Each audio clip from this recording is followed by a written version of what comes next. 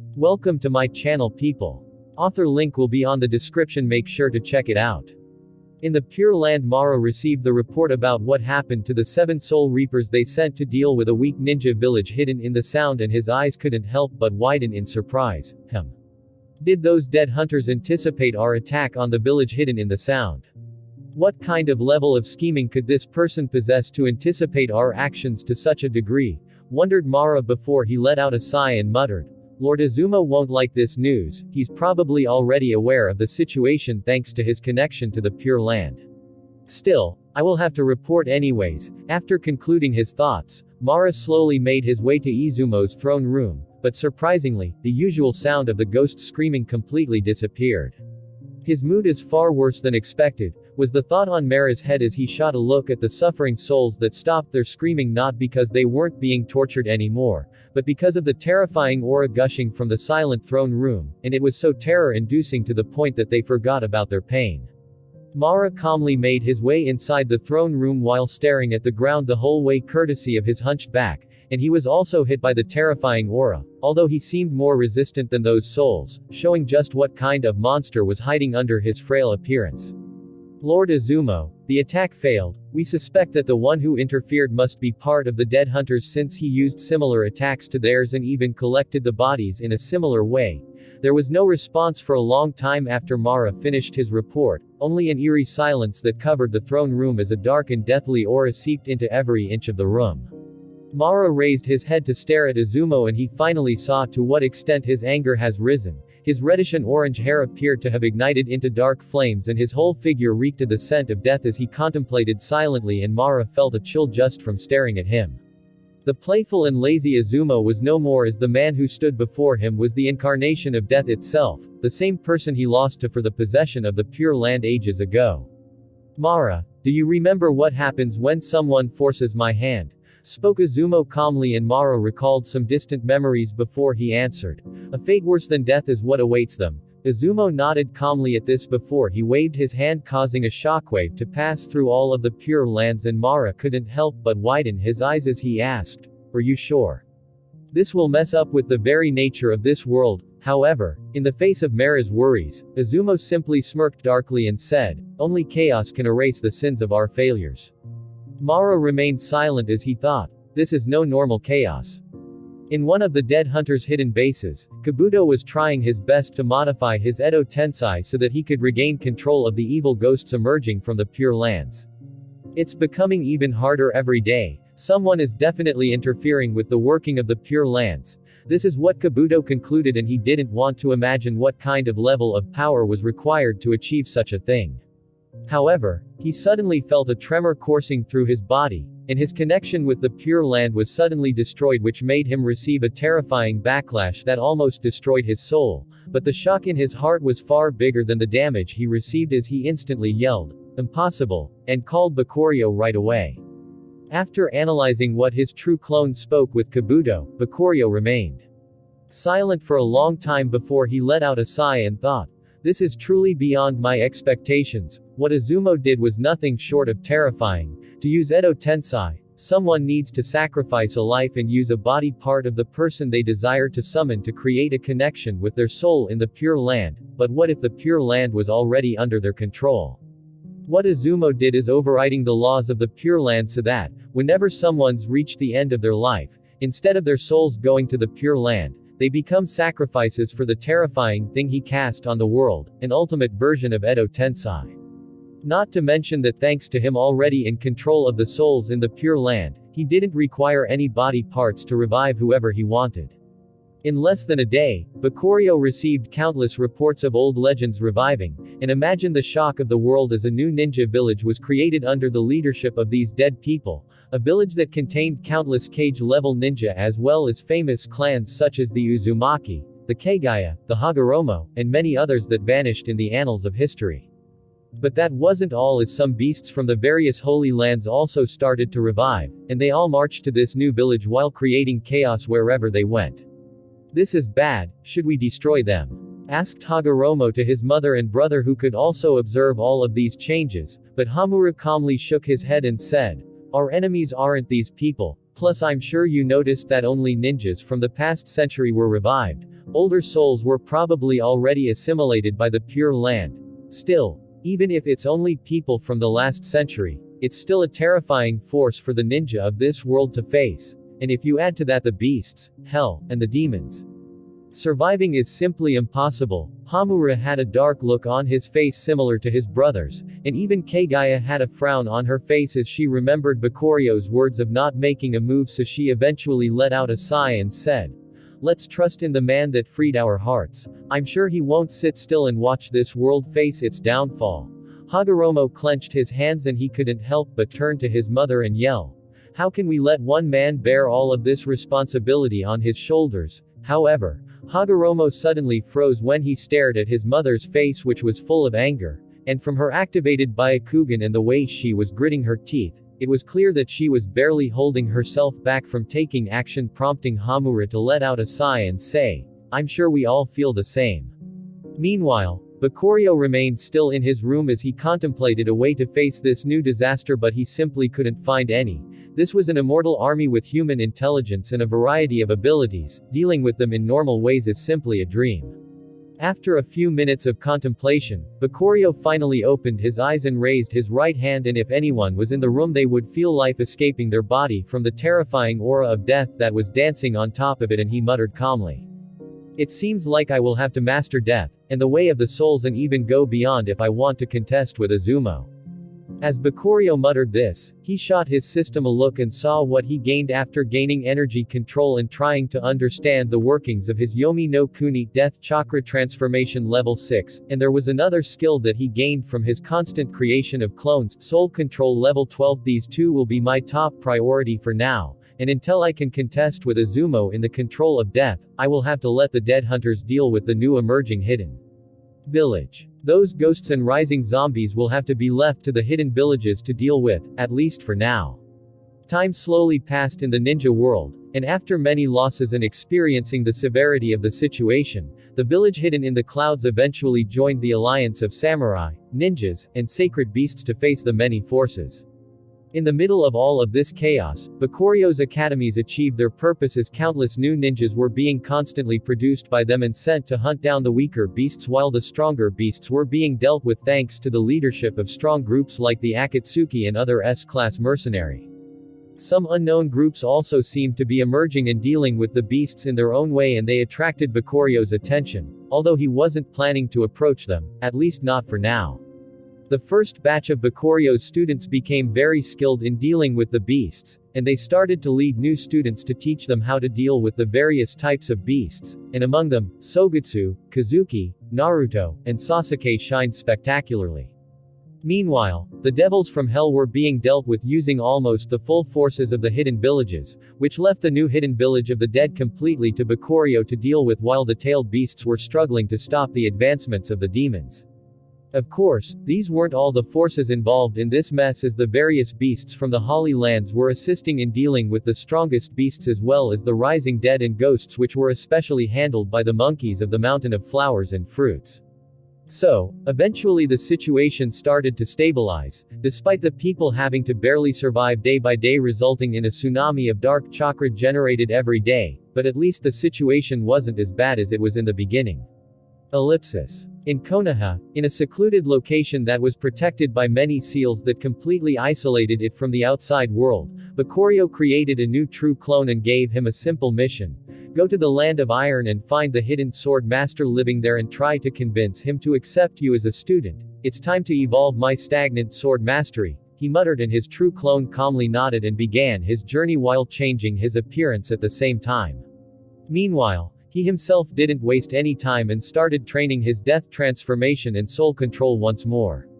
He's been doing his best for more than 3 months, and he was reaping the fruits of his labor as his mastery in the two domains was increasing rapidly to the point that he could now create a true clone every day without suffering serious damage from it, and their quality was also increasing since he learned how to cut a bigger part of his soul without causing serious damage to it. My first true clones peak at around the elite Jonin level in their base strength, but they can fight those that are a few levels higher than them thanks to my mastery and skills, but now, their base level has been slowly rising and they can even reach mid-cage level. After pausing for a while, Bakurio's eyes flickered slightly as he thought, Soon, I will have a terrifying army under my command.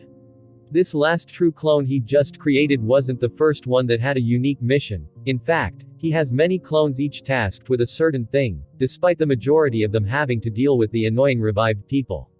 One clone in particular was trying to gain the friendships of the rest of the tailed beasts, another was training endlessly in his true fighting mastery, while some worked as teachers in his academies. And his hard work was paying off as he made a new friendship with the four-tailed Son Goku, and he gained a special ability from it. A great one that will further increase the destructiveness of his blaze release. Heart of Lava. Increase the effect of all fire and earth release ninjutsu by 200%.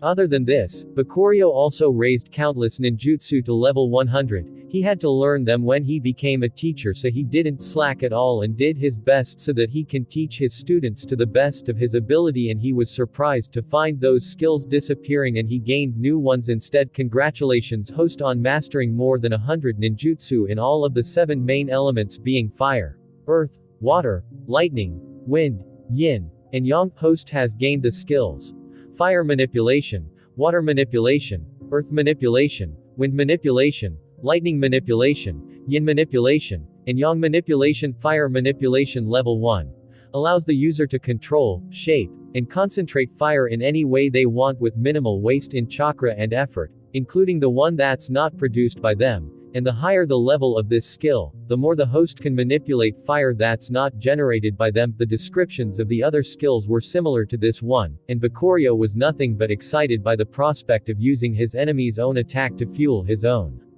After all, chakra-based attacks created by an enemy are almost impossible to control since the user has complete control over his own chakra and what it creates. Unlike natural elements such as people manipulating the natural earth or water to attack or defend. However, with this new skill, Bakurio can easily surpass this impossible hurdle and become completely immune to the elements. So, Bakurio decisively left 7 clones to work on these skills alone. Meanwhile, in the Land of Iron, Bakurio's true clone changed his appearance and adorned a sword before he approached the guarded gates of their capital. He was quickly allowed entry as he showed his affiliation with Konoha, and them being in an alliance with each other made things easier. Now then, where am I going to find this master swordsman? Muttered Bakurio as he never heard of such a character in the original series. In fact, he was sure that this character didn't make an appearance even despite the world almost coming to its downfall multiple times. Guess I can only search slowly, thought Bakurio as he reread his mission to evolve his sword mastery advancement quest. Find the legendary sword master hiding in the Land of Iron and make him accept you under his tutelage. TCH. He's hiding, so it's definitely not easy to find him among the countless normal people. But the mission states that he was a legendary swordsman, so I guess the best way is to start asking about the legends of this land, as he might be one of them. As Bakurio concluded his thought, he made his way through the tense and wary city that was in a constant struggle against the beasts and the dead like any other hidden village, and stopped at a dango shop that had an old woman working at it with a warm smile that contrasted with the heavy mood in this land, and Yuki's eyes couldn't help but flicker silently when he saw this. Oh, welcome young man. Bakurio nodded at her calmly and ordered a few dango, and the old woman happily started preparing his order before a little girl that appeared to be her granddaughter and whose age was around 6 or 7 served them to him with a dark look that contrasted with the old lady. Here you go, mister. Bakurio accepted the food while his mind wondered. This place is different than the ninja world. I can feel it in the air, it feels sharp, like a sword is ready to be drawn at any moment. As Bakurio was contemplating and enjoying his dango, the old woman approached him with a smile and asked, "Do you like them?" Bakurio calmly nodded and replied, "Indeed, they are quite delicious. I'm glad.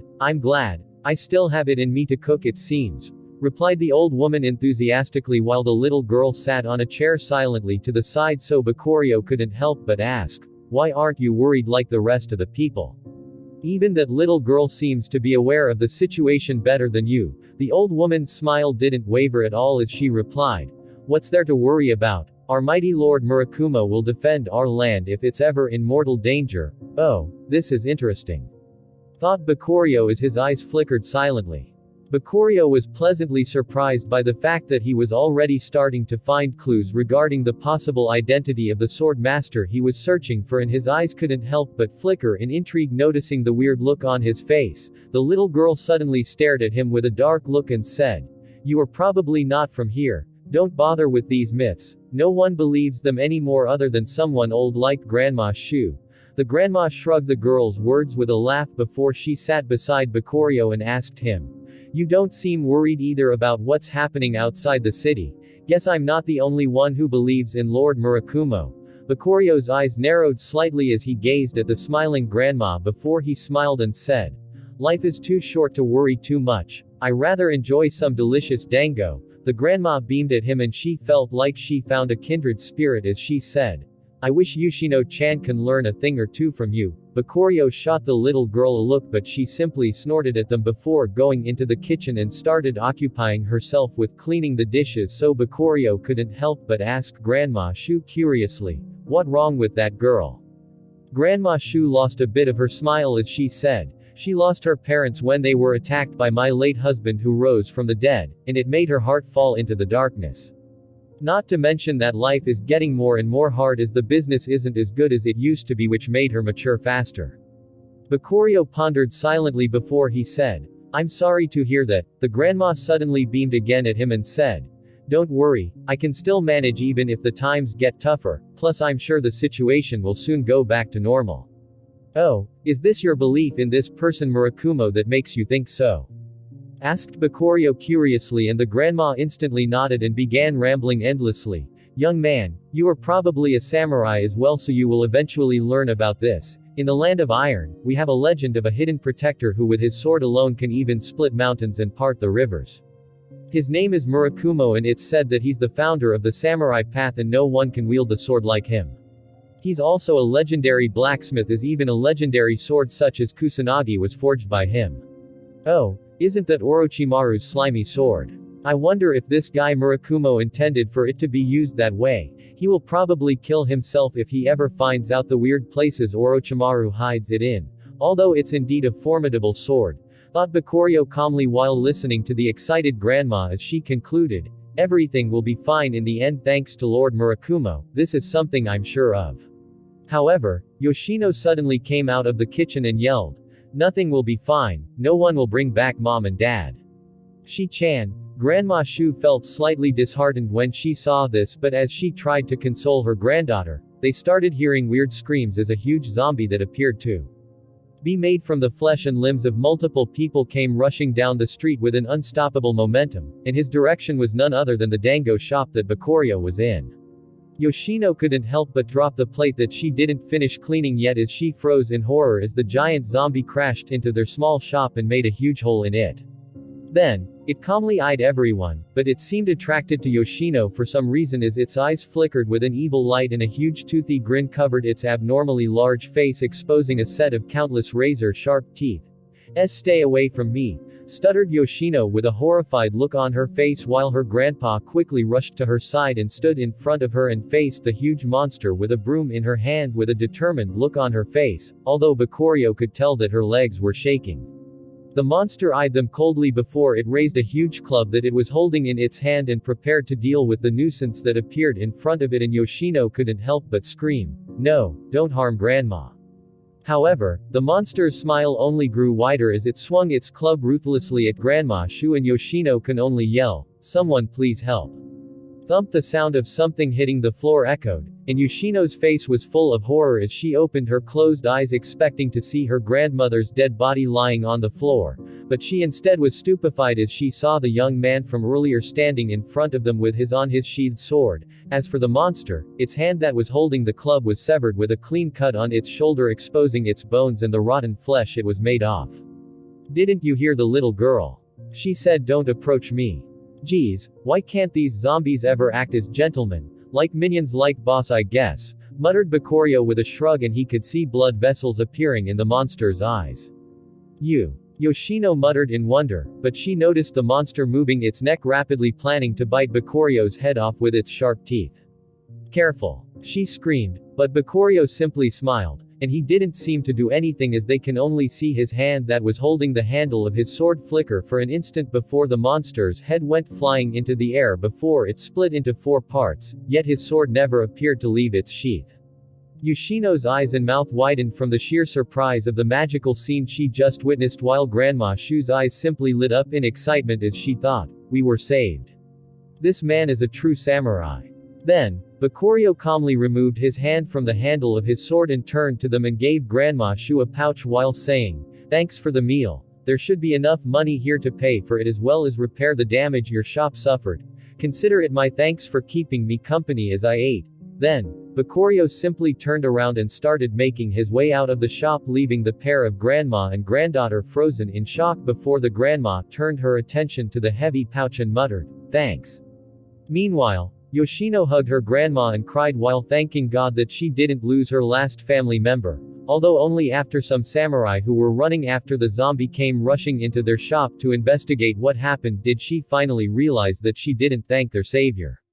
"I will definitely find him and thank him," she vowed in her head as she listened to her grandma explaining what happened to the samurai, although her eyes kept becoming absent-minded from time to time.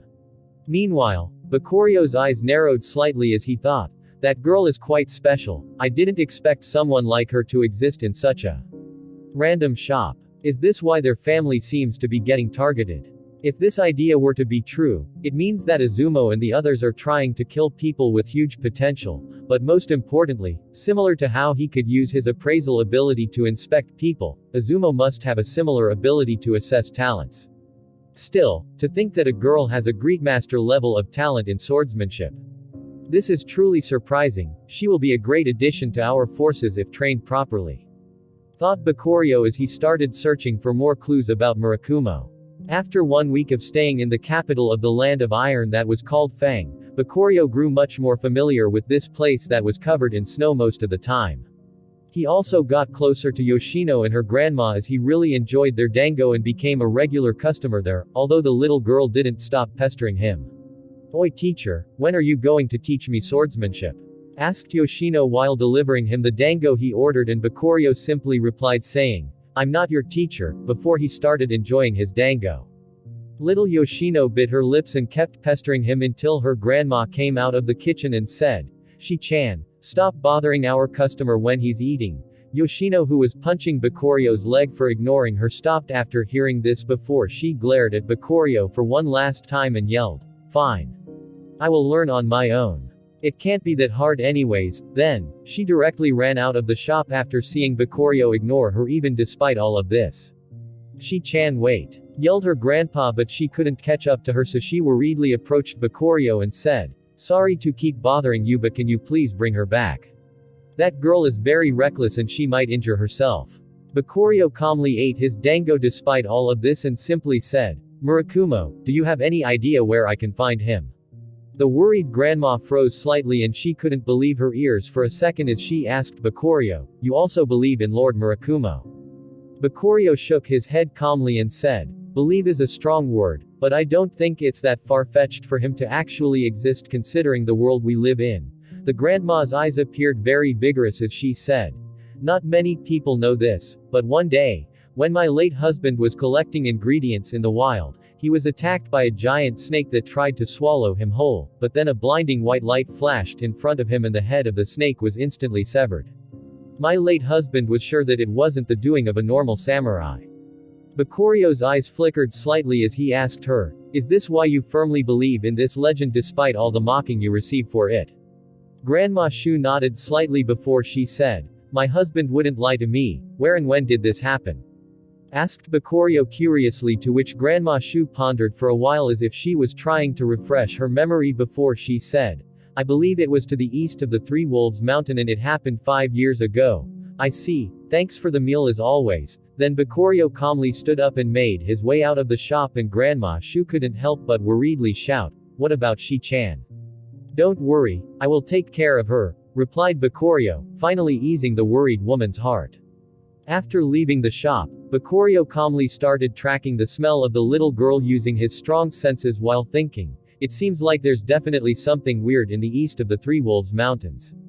So far, more than 8 people have experienced similar incidents describing a white sharp light saving them. Could it be someone that can use sharp release? As Bakurio was lost in his thoughts, he suddenly found himself standing in front of the east gate of the capital and a frown instantly covered his face as he muttered, "Don't tell me."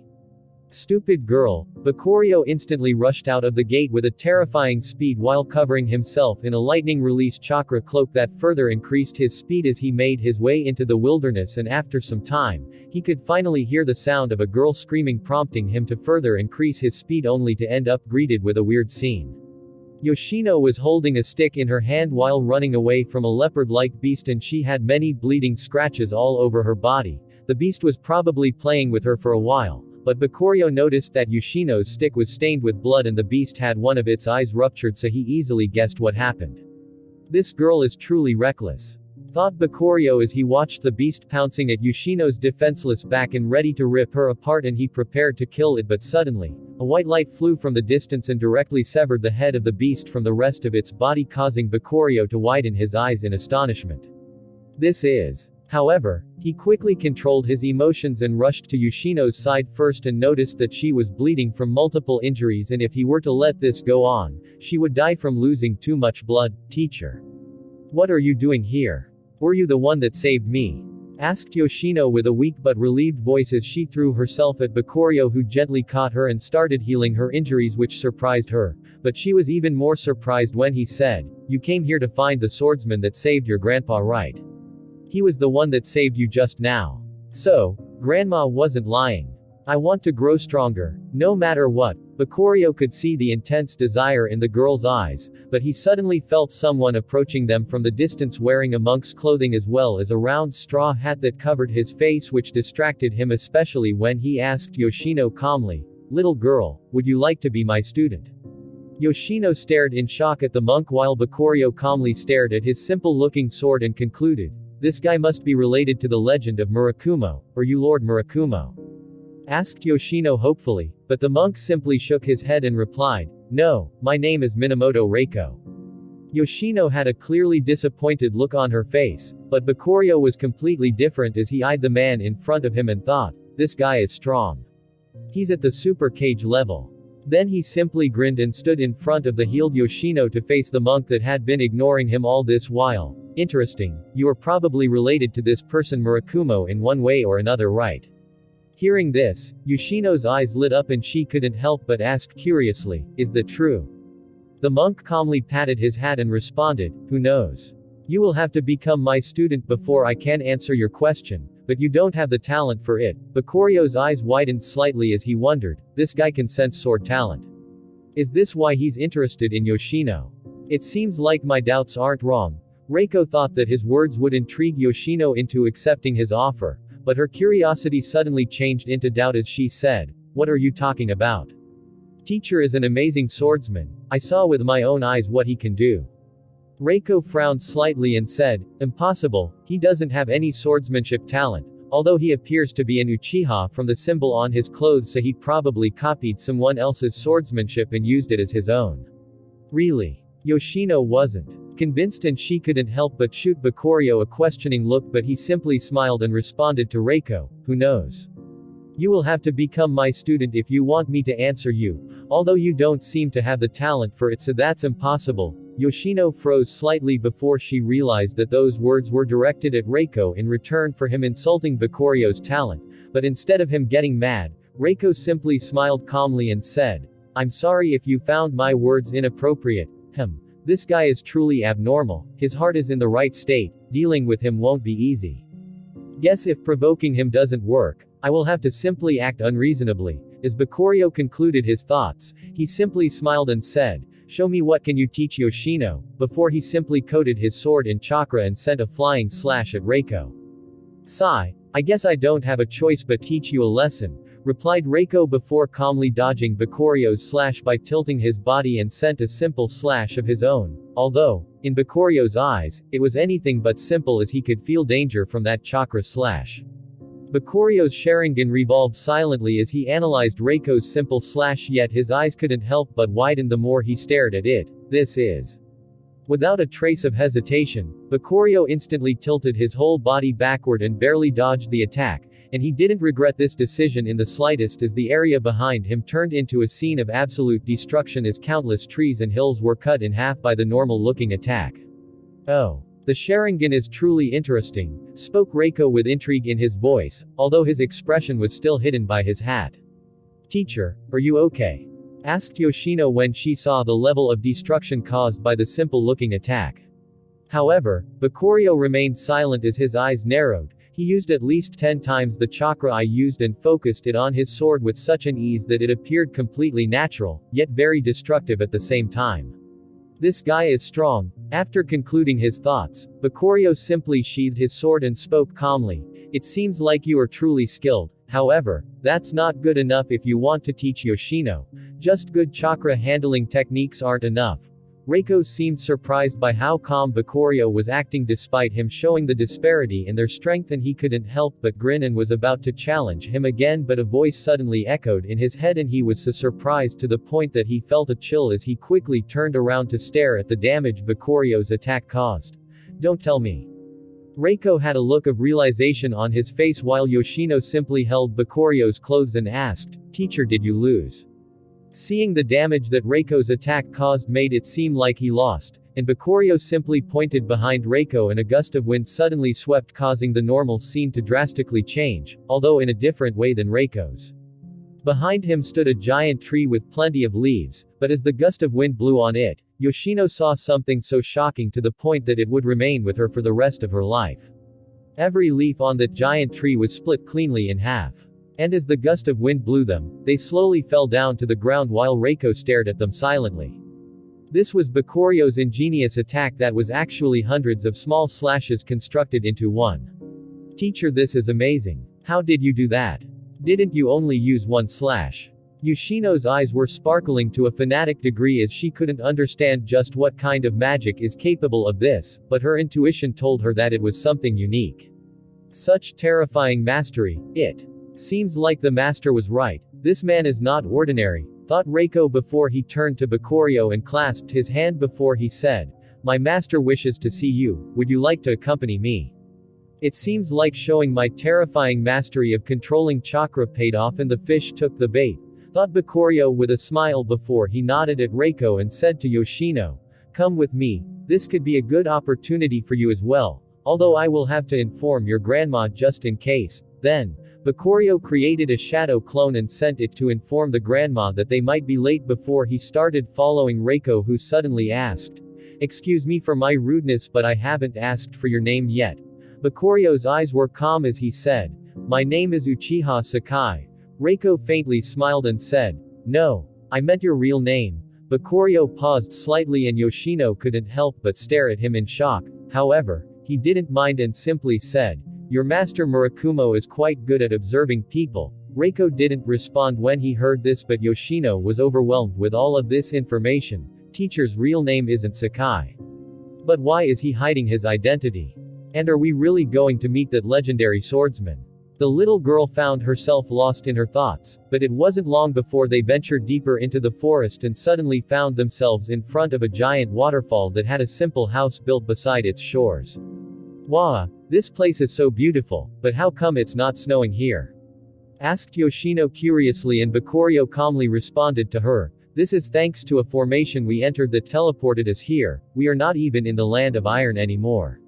This is the land of mountains, quite the distance from where we were, really?" Yoshino's eyes widened in disbelief, which was soon overwhelmed with curiosity, while Reiko simply froze and stared at Bakurio in disbelief as he thought, "How does he know?" However, an old voice suddenly sounded from the house, and soon after exited an old man. He had long white hair and a long white beard, but his body appeared fit and youthful in contrast to his voice as he spoke.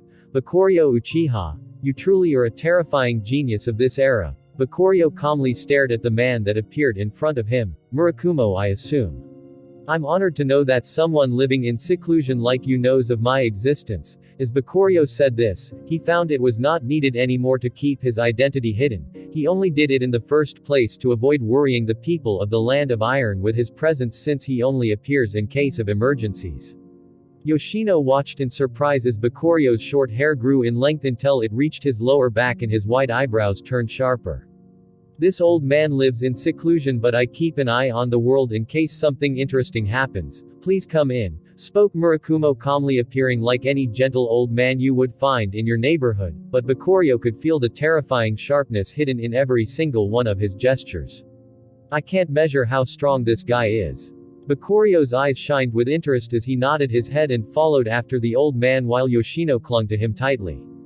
After sitting down, Reiko went to prepare some tea while Murakumo observed Yoshino silently and asked, "Little girl, you have the talent to become a great swordsman, would you like to be my second student?" Yoshino was shocked. She was actually sitting in front of a legend, yet he was actually interested in making her his disciple. She felt over the clouds with happiness, but she suddenly wondered, whose teacher then?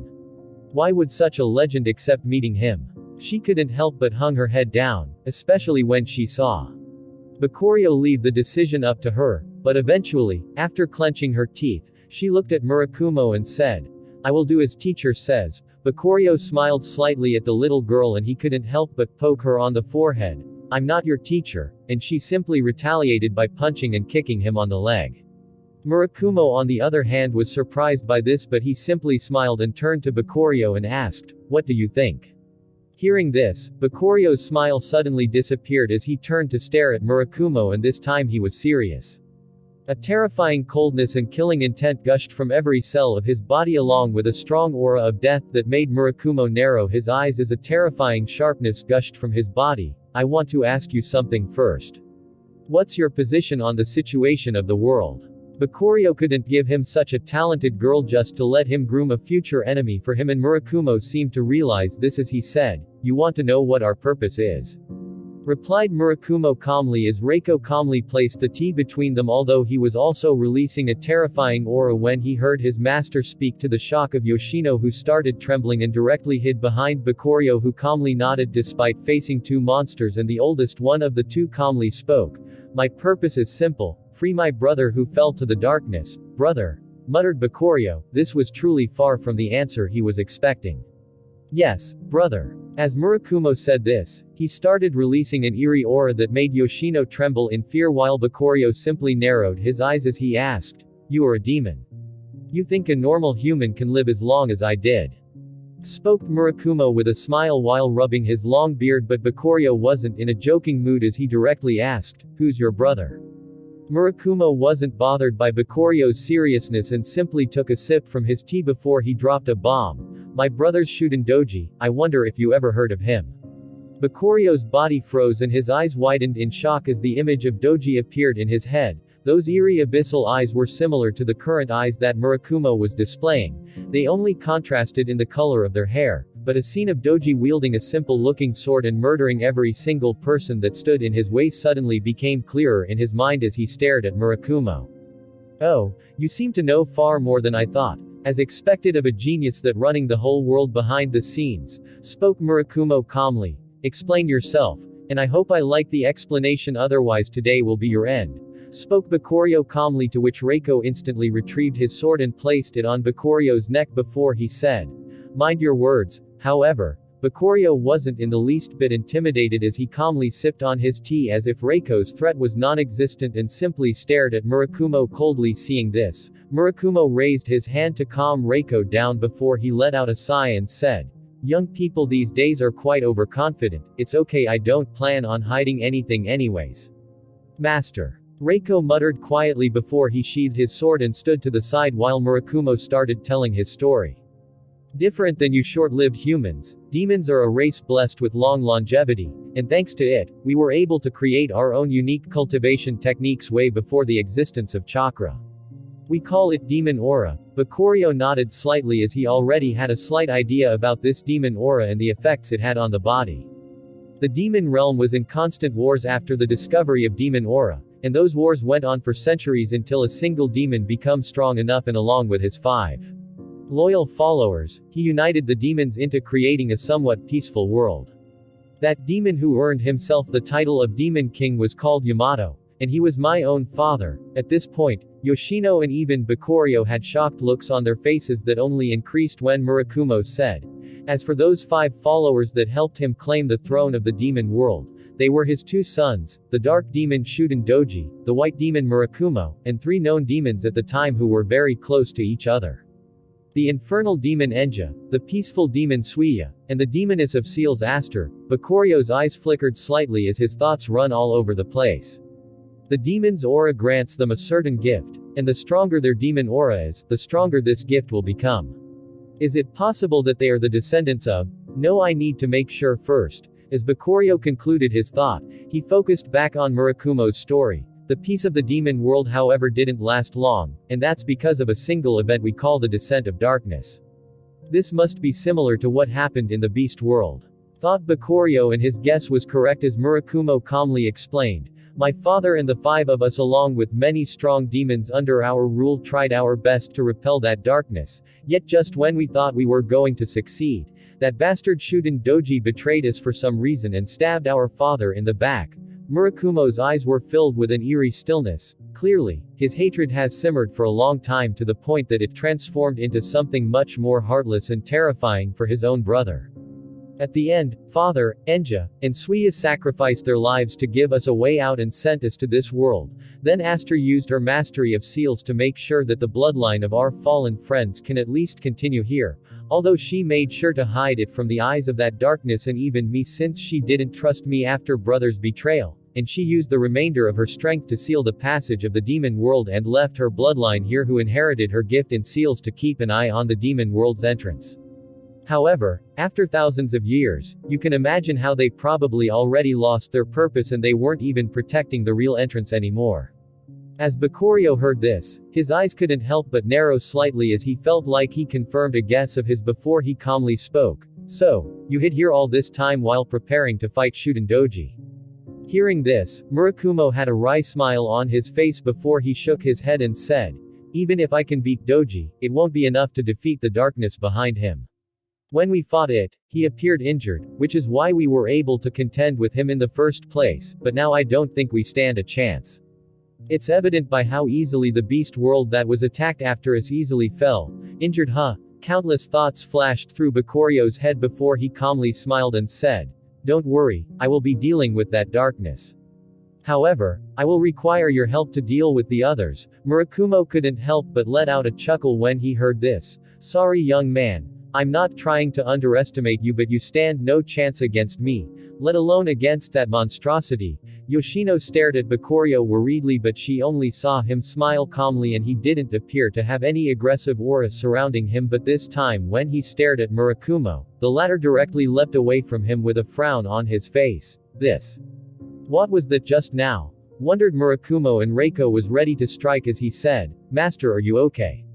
I'm fine, replied Murakumo without averting his eyes from Bakurio, who was still smiling as he said, who do you think is more deadly, that darkness or the emptiness you just saw? I can't wait to see who will swallow who in the end. The grin on Bakurio's face was demonic to say the least, but it made Murakumo smile as he approached him and said, you are crazy. Fine, if you think you can beat him, I will bet on you. I don't have anything to lose anyways. Bakurio nodded at him and said, please start by teaching me everything you know about swordsmanship. Murakumo nodded before he said to Reiko, you better not let your new fellow students surpass you. Of course not, responded Reiko confidently before they saw Yoshino whispering softly, can I see my grandma first? Sure, settle everything you have outside, your training will start in a week, spoke Murakumo, and Yoshino nodded fearfully, still not sure how to accept his identity as a demon despite hearing about his tragic past, so Bakurio took her back to fulfill his promise to the old woman and alleviate her worry. After they left, Reiko stared at his master and he couldn't help but ask him, what made you put some distance between the two of you? Murakumo remained silent for a while before he responded, I'm not sure. However, I felt my instincts screaming at me when I stared at his eyes. Those weren't the normal eyes of a human. That man is a monster, for Master to regard him so highly. It seems like I will need to observe him much more closely. Thought Reiko while staring at the empty teacup on the table silently. It seems like the true clone earned the trust of Murakumo. Still, to think that such a being exists while hiding in the shadow of this world, it makes me wonder who else is hiding. Wondered Bakurio as he paused his death and soul training and observed the outside of his room. No matter what, he's going to be a good addition to our forces, but his story also opened many possibilities for the future. Bakurio's vision suddenly crossed a huge distance before it landed on a kid covered in fire and fighting for his life against a pack of giant wolves. Reckless as always, thought Bakurio silently as he observed the kid controlling flames with such an unimaginable proficiency as he fought the much stronger beasts.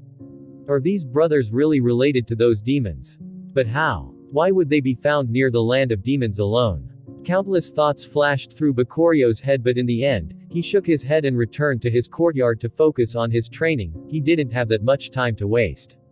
1 week later, the true clones started to officially train under Murakumo's tutelage, and Bakurio instantly received a notification of the completion of his quest and that he can claim the rewards at any time. Meanwhile, Murakumo simply gave a simple order: show me all you can do against Reiko. He wants to test my swordsmanship.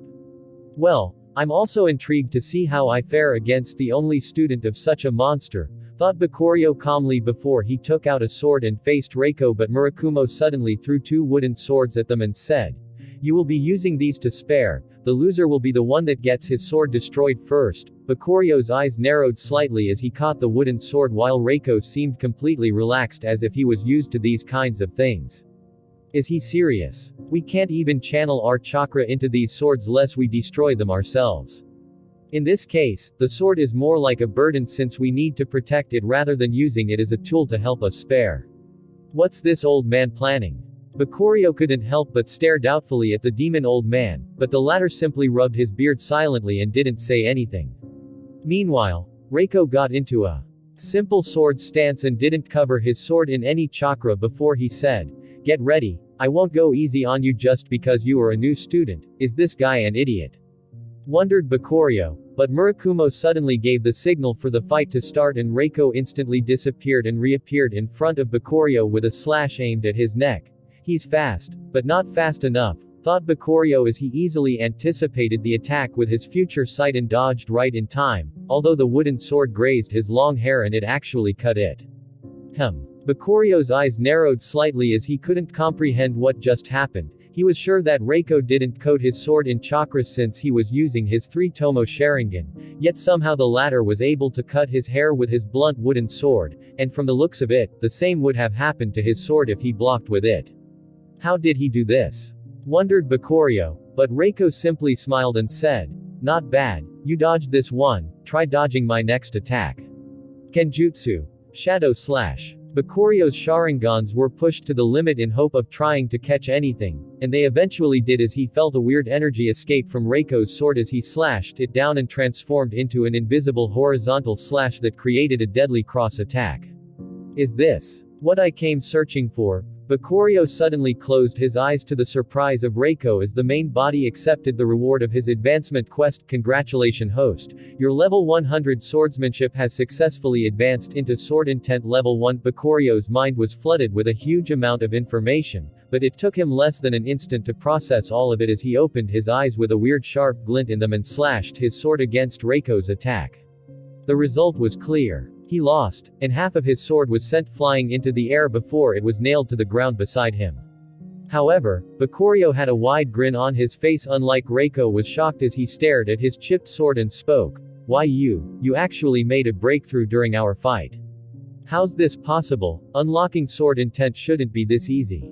Even Murakumo was surprised by this turn of events, but Bakurio simply turned to him and said, "This is what you wanted to teach me with this duel, right?" Murakumo calmly nodded, and Yoshino suddenly asked curiously, "Why are you guys shocked? Didn't brother Bakurio lose?" Murakumo stared at Bakurio silently before he slowly shook his head and responded, "No. I'm starting to doubt my own knowledge. He clearly just unlocked this ability, yet he doesn't have any talent for wielding the sword. What a weird guy. It took me centuries to unlock it." After coming to terms with the absurdity of what just happened, Bakurio and Yoshino started to officially train with Murakumo and Reiko while the real body slowly read the description of the mastery he just unlocked.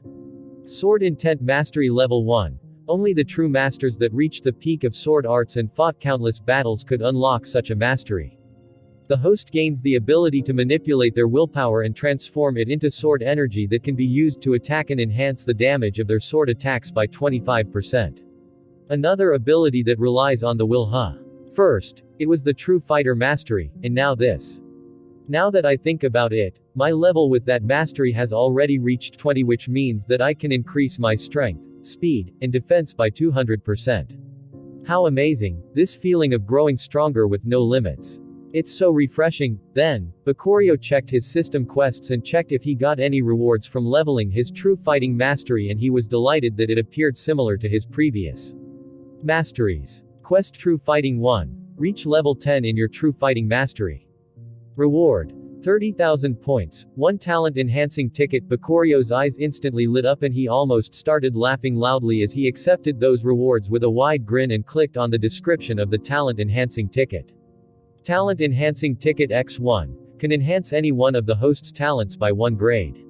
Item will disappear upon consumption. This is a gift sent by the heavens, muttered Bakurio before he directly used the ticket to enhance his only Grandmaster level talent. His body. This is. Just as Bakurio used the ticket, a formless energy covered his body and he couldn't analyze it no matter what dojutsu or senses he used. However, its effects were beyond miraculous as he could sense every single cell of his body going through a unique transformation like small butterflies breaking from their cocoons, and just as this was happening, his perfect body that was trained to the extreme suddenly started to deflate to the point that he turned into a muscular skeleton. This was an extremely painful process that, if not for his pain resistance skill, he didn't know if he could withstand this level of torture. However, when it ended, he didn't care at all about his appearance as he simply stared at his new talent that was shining with a golden light in his system's panel. The current peak of my body is around 1000 points in each attribute. Just how much stronger am I going to get with this talent? Wondered Bakurio with an excited glint in his eyes before he directly used his dark chakra to start training and strengthening his emaciated body, and not even a second later, he was covered in a pitch-black cocoon, for a long time. Ellipsis. Meanwhile, a few days later in a heavily protected location in the Land of Fire, in the first ninja academy to be created to train anyone fit to use chakra from the civilians that lived in the Land of Fire, one of Bakurio's true clones that acted as a teacher was currently observing Kazuki and Sogetsu, who just returned from their missions and were asking for his advice, and Kazuki was the first to speak. Teacher, I learned how to use boil release during this mission. That wolf pack melted in an instant. This guy. He already had the Kekkei Genkai of scorch release and lava release, and now he even learned how to use boil release. What is he going to learn next? Blaze release and start spamming it randomly, wondered Bakurio before he turned to the calm Sogetsu, who also reported his shocking achievement, as if fearful that his teacher would think that his brother was better than him. Teacher, I also learned boil release. Spoke Sogetsu, and Bakurio couldn't help but frown. Now they both can use 3 Kekkei Genkai and they only lack 1 each. One lacks light release and the other lacks storm release. Was I right with my guess regarding their origins? As Bakurio was deep in thought, he didn't forget to praise them both, and it seemed like it made them both happy, but Kazuki suddenly grinned and said, "Now I can defeat you, teacher. You can't boss me around anymore." Sogetsu frowned when he heard this and almost froze Kazuki on the spot as he spoke coldly, "Kazuki, show some respect to our teacher." "What? I'm just stating the facts. Teacher is strong, but he can't use as much Kekkei Genkai as we do. With our talent, it's a matter of time before we surpass him," spoke Kazuki arrogantly. "You." The calm Sogetsu was truly enraged as his peaceful disposition was covered with waves of chakra reflecting his anger, but Bakurio simply smiled and said, "I must say, you are indeed extremely gifted for being able to reach your current level that can allow you to fight cage level ninja. However, you are still far from surpassing your teacher. Let's see then," yelled Kazuki, not convinced before he did some hand signs. Boil release. Deadly cloud jutsu. Kazuki inhaled deeply before he exhaled a giant invisible cloud made of boil release that could even melt something as tough as a Susanoo. "You idiot." Sogetsu was about to rush and defend in front of Bakurio, but he suddenly felt a hand landing on his shoulder stopping him, and he could see Bakurio smirking and say, "Don't worry, this is child's play." Kazuki seemed enraged by this and increased the intensity of his attack by releasing much more boiling gas at Bakurio. However, to his and to Sogutsu's surprise, Bakurio calmly walked through his attack. "Careful, teacher," yelled Sogutsu, yet he soon found that it wasn't needed, as no matter how much Kazuki tried, his chakra simply didn't seem to want to follow his command as the cloud of burning gas opened a path for Bakurio to pass through. This. How's this possible? Why can you control my chakra?" yelled Kazuki with disbelief covering his face, and Sogutsu had a similar look on his face. "The effect of my newly acquired fire and water manipulation is quite good. They can even affect Kekkei Genkei, although I'm pretty sure that this is only possible thanks to my energy control and Kazuki's low chakra quality," observed Bakurio silently, and concluded that he needs to raise the level of these skills in the future just in case, since he could already feel how hard it is to deal with the current Kazuki. Then, the smile suddenly disappeared from his face as he said, "You truly never learn, do you? I. Before Kazuki could say anything, a highly compressed earth sword manifested in Bakurio's hand, and he sent Kazuki flying with it, where he ended up smashing into the wall and lost consciousness. Brother couldn't even transform his body into fire to dodge. Teacher probably did something to stop him. Take him to the hospital, Sogutsu," spoke Bakurio calmly before taking his leave, and Sogutsu calmly bowed while saying, "Thank you for going easy on my brother," and watched his teacher's lonely back fade into the distance before he went to pick Kazuki up and took him to the hospital. Later that day, Kazuki woke up in his hospital bed with a bewildered look on his face, although he wasn't surprised with his current location since he was used to getting sent here, to the point that he recognized most of the nurses and doctors. "Kazuki-kun, you are finally awake. It seems like you angered Bakurio-san again," spoke the woman that healed his injuries and came to check on him again. Surprisingly, it was Nono Yakushi, Kabuto's adoptive mother. "Nono-san. I did nothing, he's just bad," spoke Kazuki while staring to the side to avoid looking at her directly, but Nono simply patted him on the head, gently making him blush as she said with a smile, Yes, I'm sure it was all Bakurio-san's fault, right?" "Why yes," replied Kazuki without looking at her, although it was clear that he was lying from how hesitant he was speaking. However, Sogutsu suddenly appeared beside him and punched him in the head hard enough to make sure that it would swell up before he spoke. "You idiot, when will you grow up?" "Sogutsu. You bastard want to fight?" yelled Kazuki as the two brothers butted heads with each other as they exchanged glares, but Nono suddenly held them both by the ears and separated them from each other. Ouch, Nono-san, please stop," spoke the two brothers at the same time, showing just how similar they were despite their differences, but Sogutsu suddenly said, "Nono-san, you shouldn't be nice to him. He has been attacking our teacher whenever he grows even a bit stronger. One day he might kill him if this goes on." Nono froze slightly when she heard what Sogutsu said before she turned to Kazuki and noticed his lowered head and asked, "Why are you doing this, Kazuki-kun?" Seeing the serious and angry look on her face made Kazuki annoyed, so he carelessly said, "Why do you care? He's just a teacher who happened to develop a new method for training ninja, that's all." Before Kazuki could finish what he was saying, Nono suddenly slapped him and left him wondering what just happened. "Nono-san?" asked Kazuki in bewilderment while staring at Nono's tearful eyes, and he couldn't understand what was the cause of her reaction. Bakurio-san is not any teacher, and he didn't just happen to find a method to train ninja. He's my savior, and I wouldn't be here if not for him. "Savior?" asked Kazuki in bewilderment while holding the cheek that he just got slapped on, and even Sogutsu was surprised by her words. "Yes, Bakurio-san saved my life in the past, and do you know how old he was when he did that?" asked Nono, suddenly surprising Kazuki and Sogutsu, and the former simply shook his head as he suddenly realized something. There's no mention of teacher's age anywhere in the records of Konoha's Ninja Academy or the current academy. "Why's that?" Sogutsu frowned slightly as he thought, this bastard investigated teacher. He really wanted to beat the living shit out of his brother, but he held himself back as he heard Nono say, "Of course you won't find anything on him because he never entered the academy as a student, and even his registration as a teacher was specially made by the Hokage." "Why?" asked Kazuki curiously, completely forgetting about his burning cheek, and Nono suddenly dropped a bomb on him and Sogutsu. "That's because Bakurio-san is only 11 or 12 years old currently. He's of the same generation as the two of you." Kazuki and Sogutsu suddenly felt their minds going blank, and he suddenly recalled how he mocked his teacher. "With our potential, we will surpass you sooner or later." Impossible! Yelled Kazuki in disbelief as Bakuryo's image and actions simply didn't remind him of someone so young, but what he was in even more disbelief of is the fact that he saved her life. He never very well that Nono was quite the capable ninja despite her amiable disposition. He must have saved you from some random bandit or beasts, right? Nono couldn't help but shake her head before she dropped another bomb on the two boys' ears. At the age of 7 or 8, Bakuryo-kun saved me and my adoptive son from the pursuit of the third Tsuchikage and 3 of his most elite ninjas, some of them are even at the cage level currently.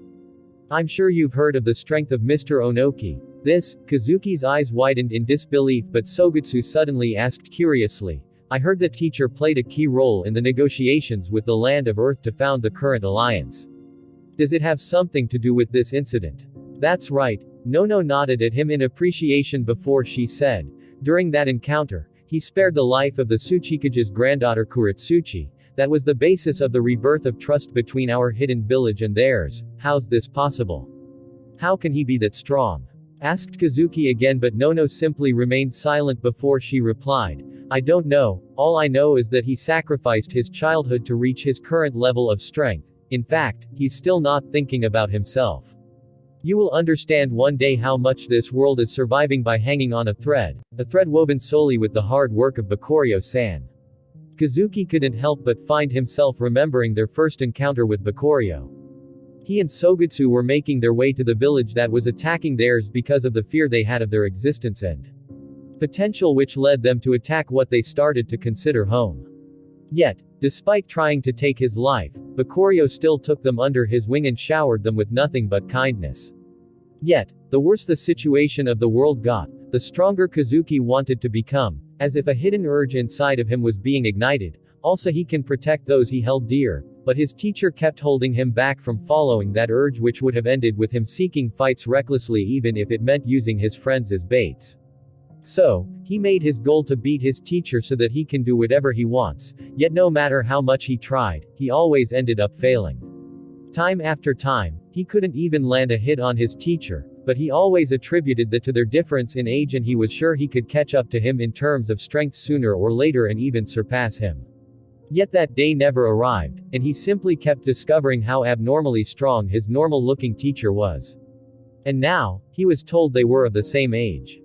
How could he accept this?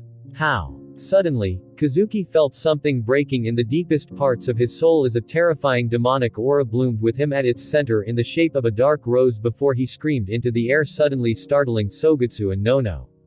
Kazuki-kun! Yelled Nono, but Kazuki remained unresponsive as the demonic aura covered his body and created shockwaves that destroyed the hospital room before it went back inside him again, and he started staring at his hands with a mad grin on his face. Finally, I'm awake.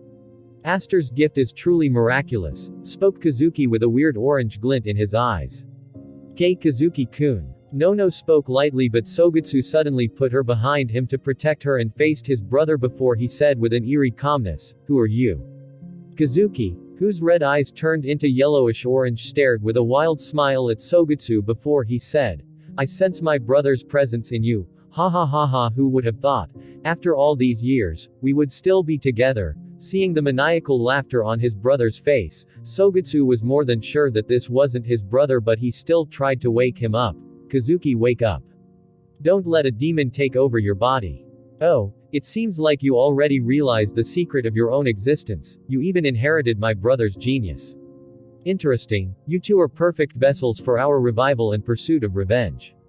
But first, let me help this little one achieve his little request. Seeing the evil smirk on Kazuki's face, Sogetsu suddenly felt a chill in his heart as he had an idea what he was going to do, but just as he yelled, Ice release. Ice prison jutsu. To stop him, the possessed Kazuki simply disappeared into a puff of flames. What's going on, Sogetsu-kun? Asked Nono hurriedly, but Sogetsu directly started running while leaving one sentence behind. Send help quickly, teacher is in danger. Sogetsu rushed at his top speed in hope of catching up to Kazuki and saving his teacher, yet no matter how fast he rushed, he soon arrived at his teacher's home and found to his shock that it was set on an orange fire that burned with a demonic glint. And from inside the second story of the house, he heard the sound of an eerie laughter. He, Is this the weakling that was delaying my return? How disappointingly weak. Sogetsu had just jumped to the second floor of the house only to see his brother carrying their struggling teacher by the neck before he turned to him with a wider grin and simply snapped the head of their teacher. Crack. Sogetsu felt his whole world stop as the sound of Bakuryo's neck breaking echoed in the room, and even Kazuki had tears streaming down his face as if he wasn't in control at all, yet he could see what was happening. Sogetsu remained watching like that as his teacher's lifeless body fell to the ground and the light soon disappeared from his eyes, and slowly, the shock in his eyes turned to a normal look, and then it turned into a serene calmness as a cold voice spoke from Sogetsu's body. Brother, you went too far, you almost broke this little kid's mind. You know we still need them to fully restore our strength. Ha ha ha, sorry, but this is the fastest way I could think of to awaken you. Replied Kazuki, to which Sogetsu slowly approached the fallen corpse of their teacher and simply said, too bad, this guy is quite a talent, we could have made use of him. That I agree with, replied Kazuki, but suddenly an eerie aura manifested behind them and they both instantly felt a chill as a calm voice slowly spoke, really? I'm all ears, tell me how you intend to make use of me. Kazuki and Sogetsu instantly wiped their heads around, only to find themselves staring at a perfectly healthy Bakuryo staring at them coldly, and the former couldn't help but stare between this new arrival and the body on the ground. How the hell did you survive? Meanwhile, Sogetsu's eyes flickered eerily before his hair began to float in the air as spoke coldly, you planned all of this from the start. Hearing this, Bakuryo couldn't help but grin at the two of them before he said eerily, welcome to the human world, Enja, Suiya. Then, an aura full of death suddenly exploded from his body in the form of tentacles that rushed to get hold of the two brothers. Kazuki's eyes were full of rage as he stared at his enemy that was clearly underestimating them, causing his hair to burst into orange flames before he yelled, infernal charge. Meanwhile, Sogetsu on the other hand started floating with an eerie look on his face while a cyan aura started to revolve around his body as he said, peaceful execution, and right after he finished what he said, countless cyan-colored water slashes were launched at Bakuryo and started to counter his death energy. Inside the burning house and faced with the terrifying demonic flame and water blades, Bakuryo felt as if time was still as he took his time to observe the attacks of the possessed brothers in their current state. This orange fire and cyan water are truly terrifying. They still didn't reach the level of an evolved chakra nature such as Blaze Release, but they can definitely give it a fight. Can they apply the same enhancement with their gift to the rest of their Kekkei Genkei? As Bakuryo was wondering this, he used his death energy to fend off the deadly water blades before he calmly jumped over the rushing Kazuki and dropped a few exploding tags on him. Yet, despite the terrifying explosion, Kazuki was completely unharmed while the burning house was completely destroyed, and Bakuryo calmly picked up the corpse of his true clone and simply jumped to the outside. Yet just as his foot touched the ground, Sogetsu appeared silently behind him with a cyan sword in his hand and he was swinging it right at the back of his neck. Sneaky brat, thought Bakuryo before he squatted right in time and hit Sogetsu backward with his elbow while using the gentle fist, which created a terrifying shockwave that sent Sogetsu flying. However, his body simply rippled like waves on the ocean and he easily negated all the damage, and Bakuryo watched this coldly and thought, it seems like my water manipulation isn't high enough in level to hinder this demon's control over his chakra. TCH. The two brothers didn't stop their attacks at all, as Kazuki emerged like a meteor from the broken house, but Bakuryo managed to get away in time while still carrying the true clone in his hands.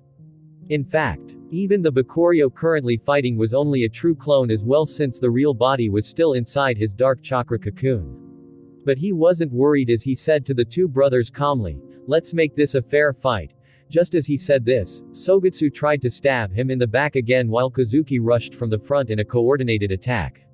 However, this time Bakuryo completely ignored Sogetsu and let go of the clone, and put all of his focus on attacking Kazuki. This will cost you your life, thought Sogetsu with a ruthless look in his eyes as he saw Bakuryo turning his back on him, but suddenly, just when he thought that he can easily finish the job with his blade, the falling true clone that Kazuki killed by snapping his neck suddenly stood up on his own while his broken neck returned back to its original position and he had a cruel smirk on his face. You're the one who let his guard down. You. Sogetsu tried to readjust his body, but it was too late as the true clone's fist was instantly covered in lava and punched Sogetsu right in the stomach, sending him flying a long distance with a giant cloud of smoke emerging from his body and making him cough blood and wince in pain. It seems like playing dead with dark chakra is quite effective. I should use it more often, thought Bakurio as he faced the rushing Kazuki before he calmly extended his hand at him. Ha! You will be evaporated instantly. Idiot! Yelled Kazuki full of confidence, but Bakurio simply smiled as his extended hand suddenly became pitch black and it gave Kazuki a bone-chilling feeling just by staring at it. What the hell is this? He wondered, but it was too late as Bakurio calmly muttered, "Dark touch." In just an instant, the rushing Kazuki that was covered in orange flames came to a complete stop as his whole body was covered with countless seals. Then, he simply started contorting into all kinds of shapes and forms and he lost all control over his body, but at least he survived since he can transform into flames, but it didn't do much to free him from the curse of dark touch. Then, Bakurio calmly covered his leg in ice release and delivered a few kicks to Kazuki, and he wasn't able to negate the damage of those kicks. Meanwhile, the other true clone was doing the same to Sogetsu while using lava release while the two demons kept wailing, and Sogetsu eventually reformed his head and spoke eerily, "If you kill us, the two kids will die as well. Their souls are under our complete control and will make sure that you wouldn't even be able to revive them." The lava fist and frozen kick paused slightly as the two Bakurios stared at the demons with tilted heads before a terrifying aura burst from the two of them. "Oh, you are threatening me. Guess I should go finish off the lineage of that demoness that caused this mess in the first place." Sogetsu froze suddenly and the struggling Kazuki was the same. Aster's lineage is still alive. If we can make use of her gift, then we. Countless thoughts flashed through Suiya's mind before he eventually spoke eerily. "Let's make a deal. You let us use these bodies and we will help you face the darkness." Bakurio stared at him like an idiot before he let out a small chuckle. "What are you laughing about?" yelled Kazuki before his face instantly got deformed again from the effect of dark touch that was still taking place. "It's just funny to think that you would really believe me when I said this was a fair fight." As Bakurio said this, Sogetsu's eyes instantly shined coldly and he was planning to explode directly and wipe out anything nearby.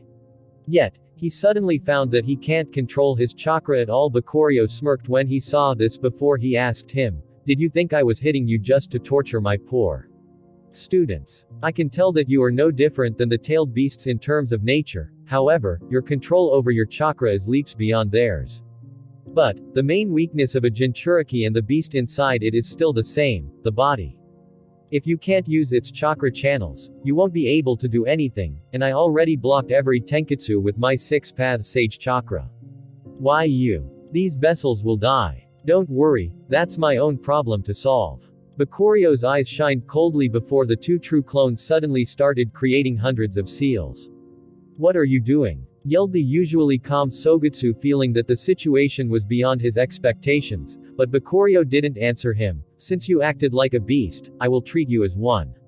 9 stars demonic seal." Suddenly, the seals the two clones were weaving and spreading on the ground under them started to accumulate into 9 clumps each before they started rising in the air behind them, and the two true clones suddenly said coldly, "Enjoy the seal I designed just for you, you." "Fine brother, do it. Let's end their lives." Suiya suddenly gave a cruel order and Enja planned to execute it right away as they attacked the souls of Sogetsu and Kazuki.